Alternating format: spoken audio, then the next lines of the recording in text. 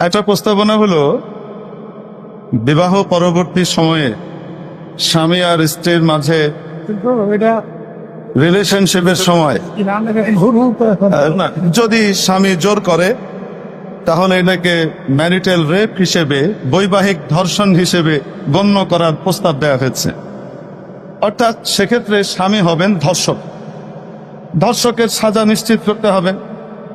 কিছুক্ষণের জন্য আমি ধরে নিলাম যে আইন পাশ হয়েছে এবং এই ধরনের একটি মামলা কোর্টে উত্থাপিত হলো। স্বামী দাবি করছে জোর করেনি, স্ত্রী দাবি করছে জোর করেছে। অতএব ধর্ষক প্রমাণিত করতে হলে সাক্ষীর তো দরকার। আদালত দুইজন সাক্ষী কোত্থেকে আনবেন আমি জানতে চাই। অতএব এখন থেকে এই নীতিমালা যদি পাশ হয় তার অর্থ হলো এই, যখনই স্বামী স্ত্রী কোনো জায়গাতে একত্রিত হবেন তাদেরকে পোর্টেবল সিসি ক্যামেরা সাথে করে নিয়ে যেতে হবে, ধারণ করতে হবে এবং প্রয়োজনে সেটাকে কোর্টে উপস্থাপন করতে হবে। এই ধরনের পাগলামি মার্কা প্রস্তাবনা যারা পেশ করেছে এদের জায়গা সুস্থ মানুষের জায়গা হতে পারে না, পাপনারে পাঠানো কথা। নাম্বার 2, তারা বলেছে, প্রিয় উপস্থিতি, তারা আরেকটি প্রস্তাব পেশ করেছে যে পতিতাদেরকে শ্রমিকের অধিকার দিতে হবে, মর্যাদা দিতে হবে। কেন?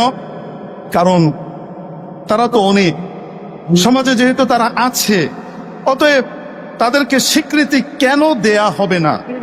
তাদেরকে শ্রমিকের মর্যাদা দিতে হবে, পতিতাবৃত্তি আর বেশ্যাপনাকে শ্রম বলে স্বীকৃতি দিতে হবে।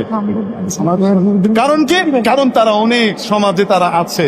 আমার প্রশ্ন হলো এই, সমাজে তো চোরও আছে, সমাজে তো অনেক ডাকাতও আছে, সমাজে অনেক ছিনতাইকারীও আছে। অতএব যেহেতু তারা অনেক আছে এবং তারা কাজ করে যাচ্ছে, তাদেরকেও, তাদের চৌর্যবৃত্তি আর চুরি চামারিকেও কি শ্রমের মর্যাদা দিবেন?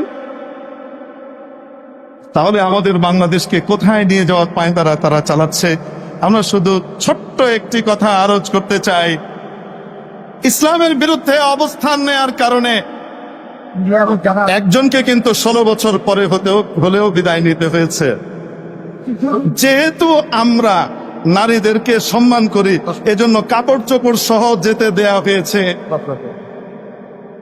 যদি কেউ পশ্চিমাদের এজেন্ডা এদেশে বাস্তবায়ন করে এদেশের কৃষ্টি কালচারকে বদলে দিতে চায়, আমরা বলতে চাই কাপড় সহ যেতে পারবেন না।